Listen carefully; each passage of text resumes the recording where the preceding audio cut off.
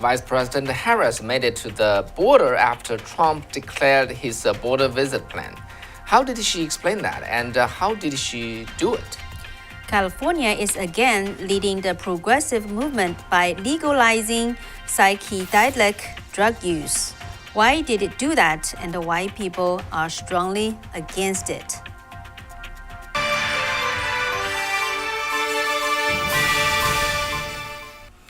Welcome to Wei and the Kathy Show. Long time no see, actually, long week no see.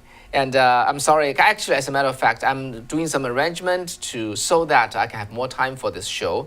And starting next week, we will increase the frequency of the show, and then also with the content.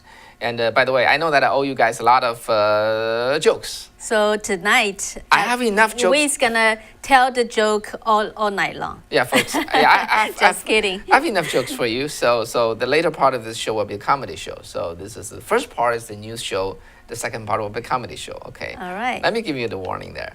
All right. Let's move into the topic quickly for today. So, actually, since March.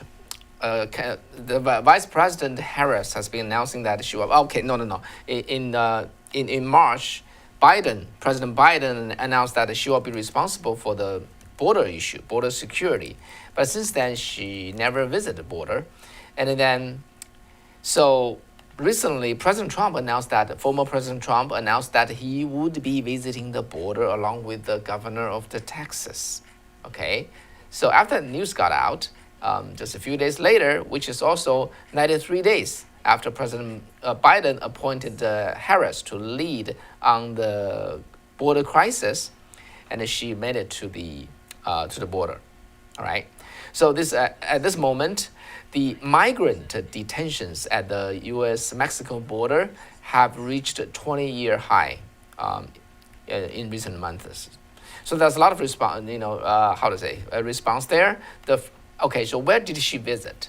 Okay, first, her spokesman said no, she did not visit the border because of President Trump planning to visit the border. And the spokesperson also said we don't take cues from former President Trump. Well, okay, that's their statement. You can choose whether to believe that or not. But anyway, one person is not very happy, and this person is a Democratic representative, a congressman. And Henry Cuellar, all right, his district is along the Mexico and the Texas border. Actually, he's not happy with President Kamala Harris's the place of visit, and she visited El Paso, okay. And Congressman Cuellar said. That's 800 miles away from the crisis region of the illegal immigrant crossings, which is the lower Rio Grande. Let's take a look of the map F1 to see how far they are. So in the center, that's the place where Vice President Kamala Harris visited today. I'm sorry, no, not today, yesterday, okay? And then... Yeah, it is today. Sorry? Yeah, it is today. Is today? Yeah. I thought it was Thursday. Oh, no, I'm sorry, I got it wrong. I have to admit it, okay? The congressman criticized her yesterday. Right. All right, yeah. So the VP visited today, then which is he called that's the major metropolitan area. I mean, not a major, okay? There's a metropolitan area. While at the lower right, near the Mexico Gulf, right? And then that's the lower Rio Grande Valley, and then that's the major crossing area. Mm-hmm. Okay, so. He's saying that he should be visiting there. And then there's a lot of criticism from the GOP saying that it's too late and she's not visiting the right place. What about President Trump? President Trump said after the announcement from the vice president, and he said he finally forced Harris to visit the border. This is the original quote. He said, after months of ignoring the crisis at the southern border, it is great that we got Kamala Harris to finally go and see the tremendous destruction and the death that they have been created. That's Trump's statement today. So anyway, let's look at some other, net effect. So actually, CBS Nightly News did a report, and which said a flood of drugs in this past few months, a flood of drugs coming into this country through the Mexico border. And it's a record amount of opiate, and along with that, deadly consequences. Okay, and the footage again shows this the fentanyl seizure has increased 800% since last April in Texas. Right. Oh boy, that's really bad. And then there's a policeman said we have all border control. I'm not sure which arm of the law enforcement. They said that we have a 1,000 pound of methamphetamine seized, and also 1,000 pound of cocaine seized. And so that was really bad. But anyway, the VP has visited today, at least, and we'll see what's her follow-up action. But before that, what's her explanation of her not visiting the border for 3 months? Yeah, for 92 days. Yeah, so she said her focus would be mainly on the diplomatic actions, which address the root cause of the border crossing. And her spokesman said she's working on the root cause, or the border visit is only for the effect. Okay, so she's going for the root cause. That's one thing. Another thing, what she said is, she said visiting border is a grand gesture. She doesn't want to do that. She wants to do real thing. It's a gesture only. It's a gesture only. Okay, but how she explains like 2 million illegal crossing border, since the inception of the Biden administration. Yeah, apparently there's not. And also for the past 3 months, there are 180,000 unaccompanied minors, every month. That's, more than 10 times of what's happening in the Trump administration. Yeah, actually, major media cannot even help asking her this question. So why you haven't visited the border? And she laughed. She said, I haven't visited Europe yet. So she took it apparently pretty lightly. What's the big deal about that? Yeah, what do you think? Yeah, type up what do you think there?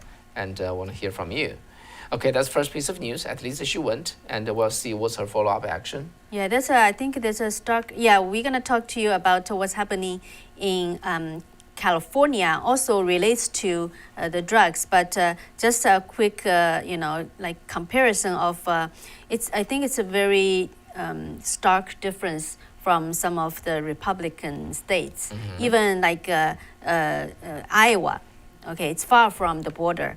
The Iowa governor, Kim Reynolds, actually approved to send Iowa state troopers to assist the officials at the southern border. And also Florida Governor Ron DeSantis also announced today that they will send law enforcement officers to Texas and Arizona to assist with, to address the border crisis. Yeah, it's kind of interesting to see how the red state is taking this federal job into their hands, and by allocating either law enforcement resources or the fund. And actually, Florida said they're going to allocate their emergency fund to assist Texas in securing their own border. So it's very interesting, right? And I cannot help recalling this, one of the, founding principles. There are 28 of them, founding principles. And of this nation, which the founding father put together, is the check and the balance between not the three branches of the government, of the federal government. Rather, horizontally is between the federal and the states. So when federal overstepped their, overstepped and pushed too hard, the state will resist. Likewise, the same thing. So this is built into the mechanism of the republic, where when the federal is not doing their job, states step in and do their job. This is actually we may took it for granted or just take it as a natural happening. No, it was wired into the mechanism of the republic, and we're seeing that at play. All right, so let's come to California, where we are. But actually, can I just pause you a little bit? Okay. I may be repeating myself, but I think Kathy's next piece of news is very important. She will be reporting to you something really just happening in the neighborhood in San Francisco. But just think about that. We got the Vice President Kamala Harris coming from San Francisco, House Speaker coming from San Francisco, California Senator coming from San Francisco, and the California Governor coming from San Francisco, right? So nearly like 50% of the leadership of the Democratic Party at the federal level and the state coming from San Francisco. So San Francisco is leading a lot of things. And then now this time, what is San Francisco leading with? Yeah, so one state senator from San Francisco has actually proposed a bill trying to legalize psychedelic drugs that are currently classified as a first-class drug by the federal government, which includes LSD and ketamine. And as you probably know, ketamine is called a date rape drug. And also the bill says it will be legal for social sharing. So outraged citizens protested in front of the San Francisco State Building outside of the office of the author of this bill, SB 519, Senator Scott Wiener. That's a state senator. Right, state senator. Yeah. Okay. So speakers shared the facts and personal experiences in dealing with drug addicts, even the date rape drug. So let's take a listen to Tak Allen. She's the president of International Faith-Based Coalition. Her personal experience. My dad started the International Faith-Based Coalition because he went on a 7-year journey addicted to drugs, crack cocaine. And it wasn't a drug that he chose. He was doing marijuana in a social environment, and someone laced it for him. And that started his 7-year journey as being a drug addict. So growing up as a child of a drug addict, Tak Allen understood the social circumstances of such drugs and how it creates situation beyond control for some people, for the community. So that's why she came out and spoke out today, along with many other leaders from the community and the law enforcement, as well as many citizens in Northern California. And Frank Lee is the organizer of this rally and the press conference. He's the president of Organization for Justice and Equality, as well as the Bay Area director of California Coalition Against Drugs. SB 519 is a terrible bill. It is legalizing a whole bunch of drugs, very detrimental to our families here, especially ketamine, which is the date rape drug, and also LSD, which can cause murders. So we must be standing firm, opposing to this bill as much as we can. Yeah, so don't think about this bill would only affect California. You will learn how it could affect the whole nation. And so among the speakers, Anne Marie Schubert, she's the district attorney of Sacramento County, and she spoke on behalf of California District Attorneys Association why they oppose SB 519. Just looking around what's happening in our state, we've got massive increases of crime, we've got massive drug addiction, we've got homelessness, which has an overwhelming amount of drug addiction related. And, we have this concept here that we should legalize psychedelic drugs in this state for recreational purposes, and I quite frankly think it's insane. And we obviously have a fentanyl problem, and we're now coming out of the pandemic, and we're trying to get people back on track. And I think it's incredibly dangerous for California and for the future of our, of our state and our children to do something of this magnitude. It's honestly, it's shocking that we would have such a legislative piece. So from perspective of law enforcement, if SB 519 passed, what would be the consequence? LSD, ketamine is a drug that's used for date rape. These are drugs that it's not like weed. These are drugs that cause hallucinogens. And, ketamine is a drug that is often a facilitator for date rape. And so for law enforcement means that we get to sit here and stand around and watch people in public places because they have this provision that, to allow it to be shared socially. And is that really what we want for the future of our children and our generations to come? And I think if most people ask themselves that question, is that really what we want? The answer to that is no. And Tag Allen believes the consequence could be even far-reaching. Scott Wiener did mention that he's trying to set a precedence with this particular thing. So he wants to start it here in California and then go appeal to the progressives on a federal level to then look at it and be able to legalize these class of drugs federally.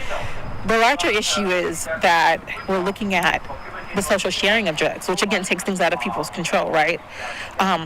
But more than anything else, he keeps using this instance of medicinal value and not putting people in jail or anything else of that sort. But he's simultaneously not creating situations where people can become healthy from drugs. Not to mention hallucinogenics do exactly the opposite of what Scott Wiener is suggesting. So you experience psychosis, right? But if you continue to use the drug over a period of time, you can go through something called persistent psychosis, which then becomes a mental health problem. Yeah, so as Tag Allen said, Scott Wiener, the senator who proposed this bill, actually had a plan to push this through California and to nationwide. So, people may wonder. Yeah, that's the key question here is why pushing such a ridiculous policy? What's the rationale behind it? What's the drive behind it, Kathy? Yeah, so I think that's a very natural question on a lot of people's mind. So I asked this question to a few speakers, and let's listen to what Anne-Marie Schubert said. He claims that there's medical purposes for this, but that's why we have doctors. So on the surface, Scott Wiener's excuse is that those drugs can have medical purpose, and but other people believes there's something behind the scene. Okay, so Jeff Lee, he's a VP of Huayin Club in Chinatown, San Francisco, and he said, their group for decades acting as prominent police force, aside, assisting the police officers to secure Chinatown. So he has seen a lot of drug being circulated through illegal channels like gangsters, drug cartel, from city to city nationwide and even nationally, internationally. So that's why he came and expressed his opposition to the bill. And it will turn drugs into criminals. Not only criminals, but it will affect our kids, our grandkids. And we saw it happen in the 60s and the 70s during my time growing up. I don't want to see it happen in the future. And now's the time to prevent it, to stop it. Unless it's medicinal, FDA approved, that's the only way that it can be controlled, not for any other purpose. So when he's asked what does he think, why Senator Wiener pushed such bill, and he shared his perspective. Unfortunately, I think it's because they have an underlying motive. The underlying motive is profiteering, and it's political. Who's going to profit? Well, it's, of course, the drug cartels working with the drug manufacturers, supply to all the different countries in the world. It's politically motivated for their own agenda narrative, and that's not right for us Americans. So this bill is gonna, have a hearing next Tuesday on June 29th. So the organizer of the event, Frank Lee, asked people, Californians, to contact their legislators and, email, call them, and to express the opposition as they feel. Mm-hmm. And he also shared actually such action would be, has effect. Actually, in the same Senator Scott Wiener proposed some other bills all related to drugs. One of them is called SB 57, which is so-called Safe Injection Center. Actually, he claimed this purpose is to prevent overdose drug abuse, but which will this bill will like allow San Francisco, Oakland, Los Angeles, those big cities in California to use the taxpayers' money to set up drug injection center to have the nurses to assist those drug addicts to inject drugs. Okay, but because of the public outcry, which frankly again led a large part of it, this bill has been shelved as of now. So, yeah, this is a very, very interesting. Actually, as of now, I'm reading because, okay, the money could be working from behind, right? But it has to move the senators and assemblymen and the general public of California. How could they get so far? That's indeed the question. I'm very curious about it. What do you think? Make your guess, okay? Make your guess. Make your, give us your opinion. Yeah, your perspective. And why California is moving this way. As I'm talking with you, I'm reading from Senator Scott Wiener's statement on introducing this, okay? I have not seen any reason here, okay? But I can summarize what he wrote in his statement. Pretty much he said the war on drugs was failed and it created discrimination against the black and brown and low income and so far. So we need to do away with those policies against drug, all right? California needs to, hear me out. Senator Wiener believes that California needs to ultimately decriminalize all drug use and possession. All right. So he did not give any reason. Okay. He basically said, the policy that it was criminalized drug use and possession were wrong. Did not say why wrong, because they said it create our system of racist and mass incarceration. In order not to incarcerate those people, just let who are them use black and brown and low income, let's just, in order not to lock them up, let's decriminalize all drug use and possession. That's the strongest reason as I read from this. But anyway, guys, think about that. They have to convince the voters, right? They have to convince those, elected officials. How do they do that? Yeah, so actually, Tak Allen, the president of the International Faith-Based Coalition, she said, besides what Frank Lee said, the voters, citizens should contact their legislators in the state. She believes that actually, because voters, cannot get to vote on those legislatures. So what's her suggestion? Let's take a lesson. The only thing we can do is vote the people in to sit at a table and vote on these things for us. So the real circumstance may be that we might need to vet our candidates a little bit better before we vote them into office. Yeah, so actually she followed that, saying that, Scott Wiener, to her, it's actually example of probably some voters did not vet him. As I read on the Senator Wiener's statement for this bill, and he also said because this or that type of this kind of what's the word, hallucinogenic drugs, they have certain positive effect. That's why we need to legalize them. Yeah, that's what the medical DA said. good effect. Since that's one of his excuse, but the DA said that's why we have doctors. But you don't just legalize such drugs for everybody to use. Yeah, so it's just I just feel this is so shallow.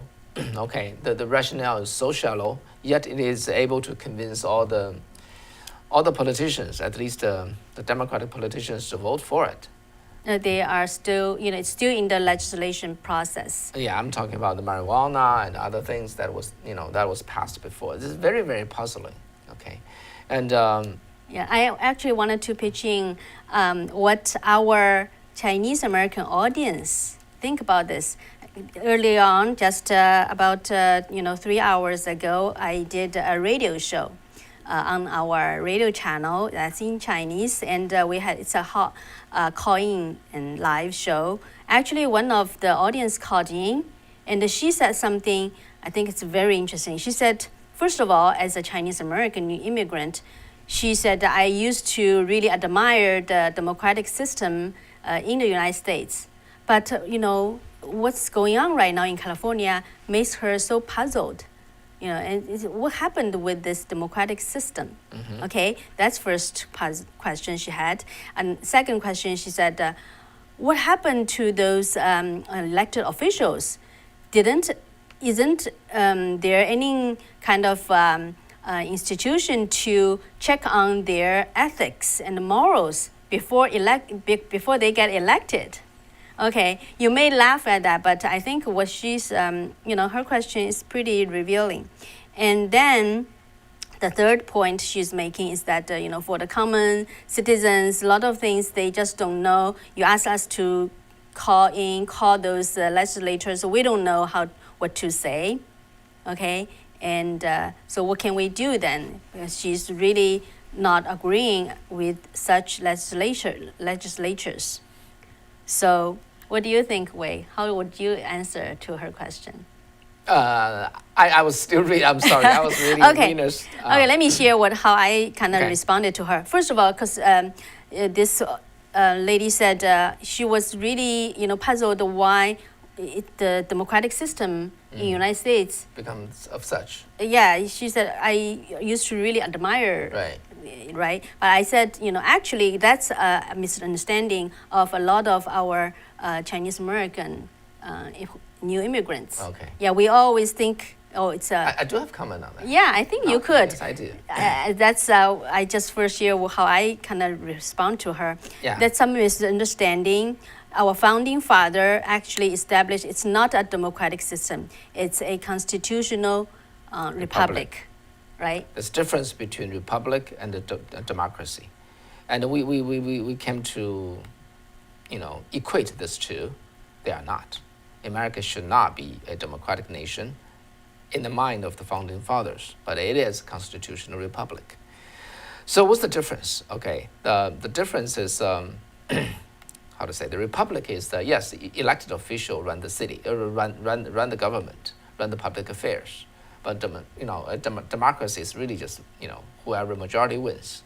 To make it simple, it's just like that. But this is not a key issue here. I think the key issue why the democratic system, or actually in other words, our republic, is sort of failing us at this time, is because the founding father back then they said this clearly. Both George Washington and John Adams said the same thing at a different time, actually, and other founding fathers. They said the republic can only thrive if it has moral value and it has faith. The faith and moral value are the underpinning of the republic. Otherwise, no matter how great a system you design, how great a republic you put together, it will fall apart.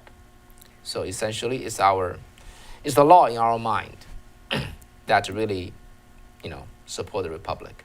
Right, and also on the other hand, our constitutional republic system has been degenerated by during the decades, right? Mm-hmm. For example, the federal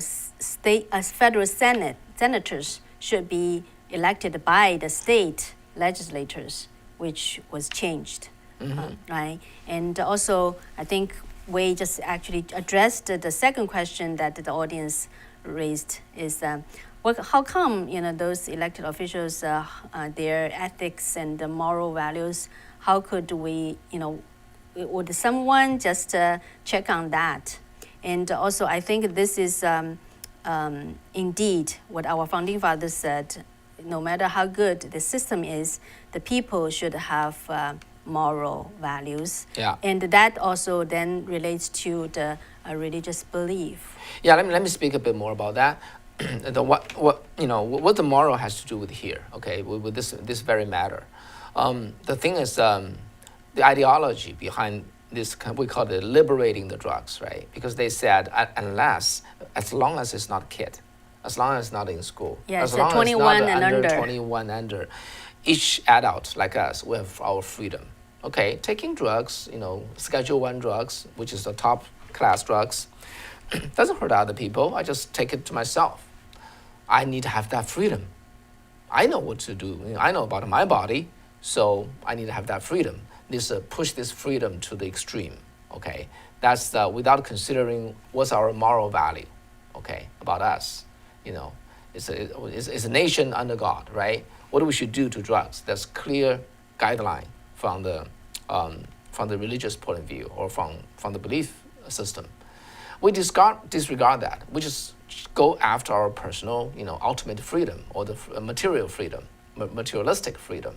We enjoy life, don't want to consider any consequence about that. If we go went after that kind of freedom, that's where we ended up with. So, and also the other point I would like to make is think about the moral and the ethics of the elected officials. Remember, decades ago, I think it's a different situation. For example, I still remember vividly when John Edwards, the Republican presidential candidate, he was like pretty prominent during the race. But as soon as he was exposed that he had an external marriage affair, he just announced he withdraw from the race immediately because the voters won't, tolerate that, right? However, look at what's going on right now. Without naming the person, people knows, a person, no matter how he or she had some affairs, it doesn't matter. He or she can still come to a very top position as elected official. So why is that? It also relates to not only just a few people. I remember I was doing the interview with Professor Victor Hansen, asking him about the survey, the poll about how the population of the United States, the religious people who has a religious belief, fell to about 52%. 52%. So that's why a lot of things happening. And also the other thing is if you read about, we talked about that before, read about the naked communism, actually using the drug to degenerate the American society is one of the goals for the communism, right? Yeah. Way. Ultimately, it's about to corrupt our society, all right? Make it corrupt so that people will lose their strong will. Then they are easy to come in and assert power. That's essentially the formula, okay? But before then and now, this is all kinds of like, the war on drugs were wrong, so we need to, just undo everything that was done there.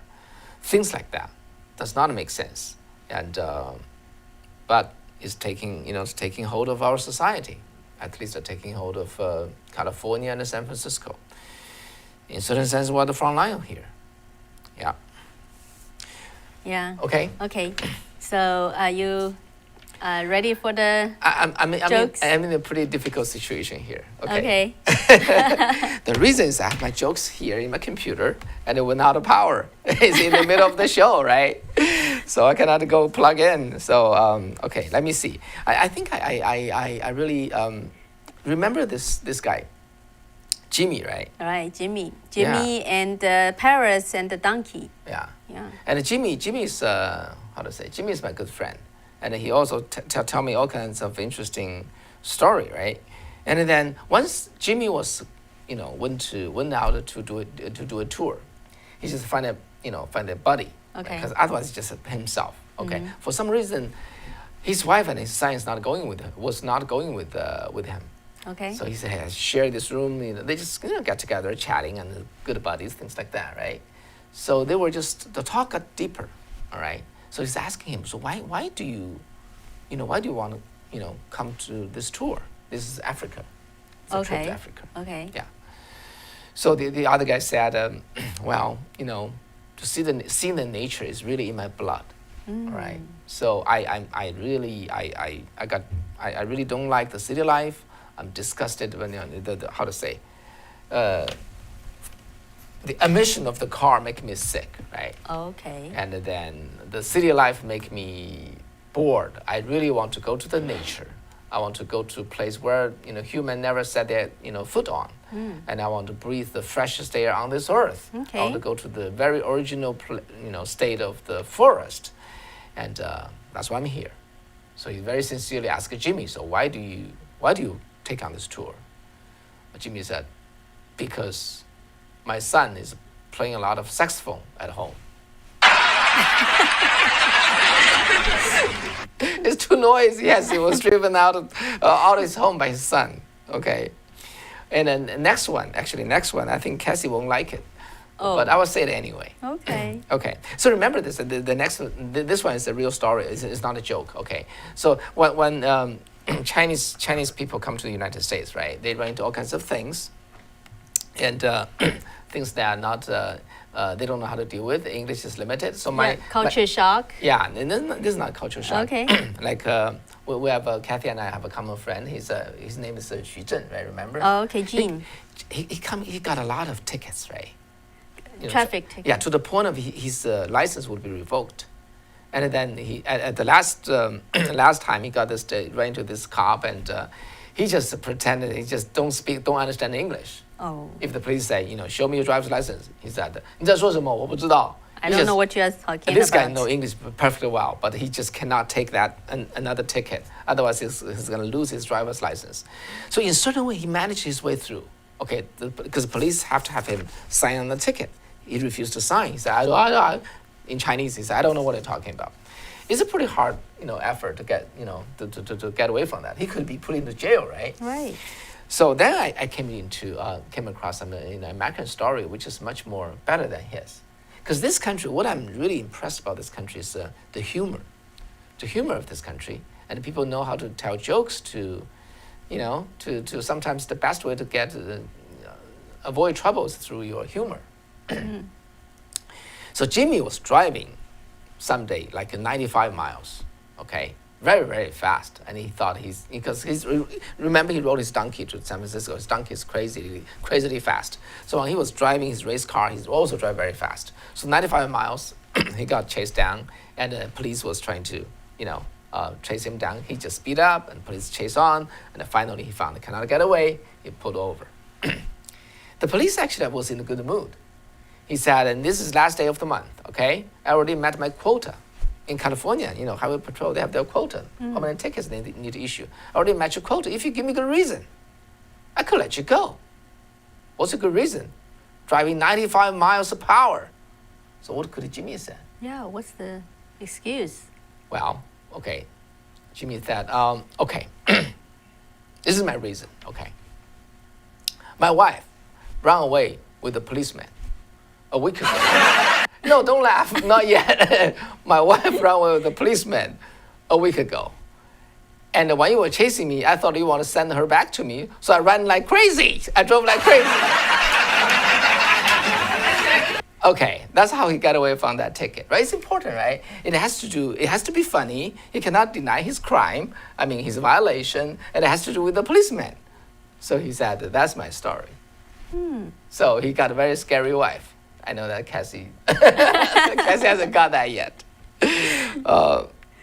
Anyway, so it's a little awkward. Okay, guys, I just have to be frank with you. I lost my computer power, so I prepared several jokes. I lose track of them. Okay, so but at least you paid partial debt. Okay. Okay. All right. So the next week we will be preparing something new. Hopefully, hope you all like it. And we're again very committed here. And thank you for you being here. And it's a journey since last November, right? Right. Yeah, it's pretty much almost like 8 months, believe it or not. Yeah, and I noticed from the comments that some of our audience coming back, so that's a good news. So hopefully you all stay with us and. Actually today in the Chinese show we did experiment. We tried out our first non-YouTube live broadcast platform, and it was a success. Yeah, actually we did 2 tests, right? The first is in the morning, the press conference in front of the San Francisco State House. So that we just report to you. We had a live broadcasting from the event. Yeah. So besides seeing you 3 times a week and reporting to you the news that we think is worthy to you, on the other line, we're also doing a lot of development work. Develop a true free high-tech platform. Yeah, won't be censored. Won't censor any. Right. Yeah, speech. Stay with us. Be patient with us, and we have better things for you soon. All Thank right. you. Good Take night. care. Have a great weekend. Bye bye. Bye bye.